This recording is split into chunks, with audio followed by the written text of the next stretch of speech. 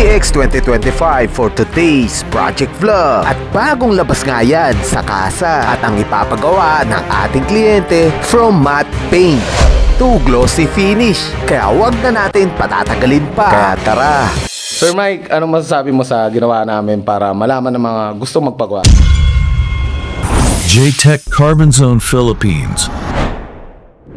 Ito nga yung unit ng ating kliyente at bago nga ang labas yan sa kasa. At 433 kilometers lang ang tinakbo neto mga ka-J-Tech. Dito nga ay uumpisaan na natin baklasin yung mga kaha neto. Pero nagdahan-dahan pa rin tayo magkalas ng mga kaha para safety pa din yung mga fairings ng ating kliyente. Iniiwasan nga natin yung mga ganong sitwasyon para din natin tinuturing sa ating namuna yung mga unit ng mga kliyente natin. Lalo na kapag iniiwan nila yung motor nila dito sa shop natin. At ganito nga natin hinahandle yung mga unit ng mga customer natin dito. At pagkatapos natin magkalas ng mga kaha, eto nga lahat yung mga gagawin nating glossy finish mga ka-J-Tech. Iwawash nga natin yan at kasabay ng pagdegrease ng mga kaha para ma-make sure natin na malinis yung mga kaha bago natin i-apply yung clear coat na gagamitin natin. Pagtapos lilihain natin ng dry sanding dito para kumapit yung glossing ilalagay natin. Kaya kung lagi kang nanonood ng mga project vlog natin at siguradong alam nyo na rin yung prosesong ito mga ka-J-Tech.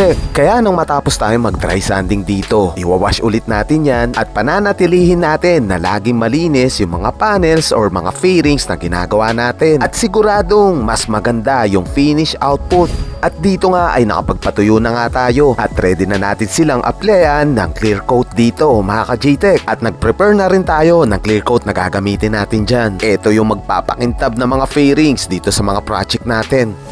Kaya apply na natin yung clear coat or top coat natin dyan. At paalala lang namin sa inyo mga ka-J-Tech, hindi tayo yung nagbabuffing ng mga matte paint para maging glossy yung output ng fairings ng mga motor mga ka-J-Tech. Iba pa rin yung in-applyan mo talaga ng clear coat yung surface ng mga fairings tulad netong ginagawa natin ngayon. Kaya tama ang narinig nyo, hindi nga natin pinapolish yung mga matte paint na kaha dahil siguradong hindi siya fully glossy ang output finish sa mga motor ninyo. At the end of time, numipis palalo yung mga stock paint ninyo at kuminang na lang dahil sa polisher. Kaya kung gusto mo talaga na super glossy finish, ay kailangan nyo na talagang ipa-clear coat yan mga ka-J-Tech tulad ng prosesong ginagawa natin. Kaya after natin mag-apply ng clear coat, check muna natin kung pasado na sa inyo mga ka-J-Tech itong mga fairings na mga clear coat natin. Kaya quality check muna natin yan at mamaya ay makakausap natin yung ating kliyente kung anong masasabi niya dito sa mga ginawa natin. Pero bago yon ay mag-a-assemble muna tayo dito mga ka-J-Tech at nang makita natin yung finish output. Speaking of glossy finish, mas madaling malinisan, mas madaling i-maintenance. Kaya hindi rin nagdalawang isip pa yung ating kliyente na ipagawa sa atin dahil napanood niya nga daw yung mga ginawa natin sa ibang PCX na ginlossy natin. At maliban pa doon, kadalasan ay version 2 pa yung mga ginoglossy natin mga ka-J-Tech. Kaya ngayon, isa sa mga bagong unit ng taong 2025. Kaya medyo naiba na talaga yung itsura ng V3 na PCX mga ka-J-Tech. Kaya sigurado kaming excited na kayong makita yung final output. At nang matapos nating i-assemble yung mga kaha sa unit, syempre hindi mawawala yung ceramic coating natin para may paint protection yung motor ng ating kliyente. Naka-glossy finish na, may paint protection pa. Kaya dito a-applyan lahat natin ng ceramic coating yung mga outer fairings na ginlossy natin. Kasama rin dito yung headlight, signal light at kasama rin yung rear tail light dito mga ka-J-Tech.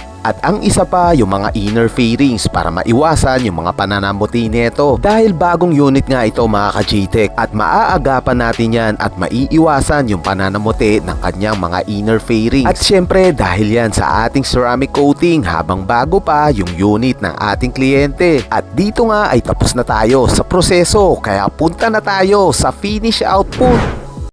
What's up on you mga ka-J-Tech? So another project done. So PCX 2025, ito yung pinakamodelo no, 2025 model from matte to glossy finish. Ayan sa screen yung before niya. So ito na yung after niya mga ka-J-Tech no. So ang package natin dito is glossy plus ceramic coating, 3 to 5 years protection. So napaka easy maintenance na to mga ka-J-Tech. Hindi rin mahirap siyang i-maintenance kasi pag matte mas madaling mapudpod yung kulay. So ngayon naka-glossy yan. So super glossy finish mga J-Tech no. Kitang-kita tayo. Hindi rin basag yung surface niya mga J-Tech ayan no. Alright? So full outer fairings mga J-Tech yung ginawa natin. sa grab bar niya. Ayan, pupunta dito sa side fairings, sa cowling niya mga GTEC. Then yung mga kanyang inner, naka-paint protection na rin yan, naka-ceramic coat. So bagong-bago pa lang to mga GTEC kasi 400 lang yung tinakbo niyang kanyang motor. Ayan, 433 kilometers lang. So medyo sensitive din tayo gumawa kasi ayaw natin masira yung bagong unit. So hindi rin ganun kadali pero siyempre nakailang beses na tayo magganitong gumawa from matte to glossy finish. So andito rin yung client. Mas maganda marinig nyo kung anong masasabi niya dito sa ginawa natin para sa PCX niya. Bro, anong pangalan mo bro? Mike boss. Mike, si Mike yung may-ari nito. So, Sir Mike, anong masasabi mo sa ginawa namin para malaman ng mga gusto magpagawa dito sa shop? Maganda boss, sulit yung dayo ko. Taga saan kasi bro? Masantol Pampanga Yun, no, boss. masantol. So, syempre maraming salamat kay Mike. Mike, maraming salamat. At syempre, para may remembrance man lang kami, malayo kasi siya eh. So, Mike, eto.